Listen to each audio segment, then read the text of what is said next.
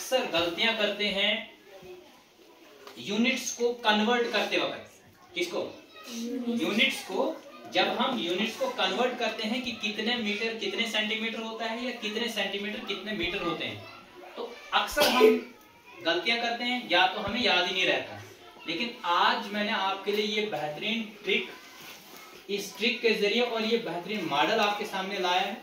इसके जरिए आप जब तक भी आप जिंदा हैं, हम जिंदा हैं, ये कभी भी हम भूल नहीं सकते।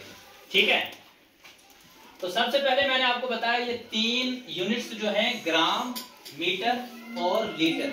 हमें जब किसी वॉल्यूम को या किसी की कैपेसिटी को हमने नापना है, ठीक है, उसको चेक करना है, तो हमें किस यूनिट की जरूरत पड़ती है?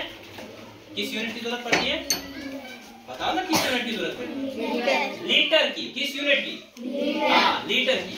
अगर हमें किसी चीज की लेंथ को नापना है या चेक करना है, ठीक है, तो किस यूनिट की हमें जरूरत पड़ती है? मीटर। किस यूनिट की जरूरत पड़ती है? मीटर। और अगर हमें वेट चेक करना हो तो हमें किस यूनिट की जरूरत पड़ती है? ग्राम। ग्राम की जरूरत पड़ती है। ठीक है, तो इसलिए मैंने आपको ये तीनों यूनिट्स जो हैं आपको मैंने अच्छी तरह से समझा लिया। अब मैं आपको जल्दी से ये बताना चाहूंगा कि ये जो यूनिट्स हैं हमारे पास, सिंपल हमने ये याद रखने हैं। जैसे ये हमारे पास है किलो, ठीक है, हेक्टो, डेका, ग्राम, डेसी, सेंटी और मिली। इनके साथ हमको जोड़ना है। जैसे हमें अगर ग्राम यूनिट की बात करनी होगी तो हमें kilogram, hectogram, decagram, decigram, centigram, milligram.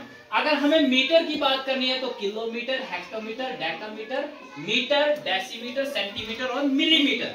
अगर हमें लीटर की बात करनी है तो kilo litre, hectolitre, decalitre, litre, decilitre, centilitre और मिलीलीटर। अब हमें समझने वाली बात जो है, यहां से हमें जब हमें बड़े यूनिट से छोटे यूनिट में कन्वर्ट करना है, तो अगर हमको किलोमीटर या किलोग्राम या किलो लीटर को हमने हेक्टोलीटर में चेंज करना है, तो हमने उसको मल्टीप्लाई करना है 10 के साथ। हर स्टेप में हमने मल्टीप्लाई करना है 10 के साथ। ठीक है, हेक्टो को हमने मल्टीप्लाई करना है 10 के साथ, जो भी जितना हेक्टोग्राम। फॉर एग्जांपल यहाँ पे 5 kg है, हमने 5 kg को बताना है ये कितने हेक्टोग्राम है। ठीक है, तो हमको 5 को मल्टीप्लाई करना है 10 के साथ, और वो आ जाएगा हमारे पास 5 मल्टीप्लाई बाय 10 हो गया 50। तो 50 हेक्टोग्राम हम उसको बता सकते हैं। इसी तरह से हम आगे भी इसको मल्टीप्लाई करते रहेंगे। लेकिन अगर हमें कोई ये बताए कि 5 kg जो है कितने डेसीग्राम होता है, तो उस सूरत में हमें क्या करना होता है?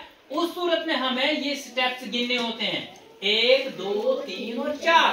हमें उस 5 kg के साथ यानी 5 के साथ हमें 4 स्टेप है, तो 4 0 जोड़ देने हैं। ठीक है, इसी तरह से हमने अगर इनको छोटे यूनिट से बड़े यूनिट की तरफ चेंज करना है, तो हमें क्या करना है?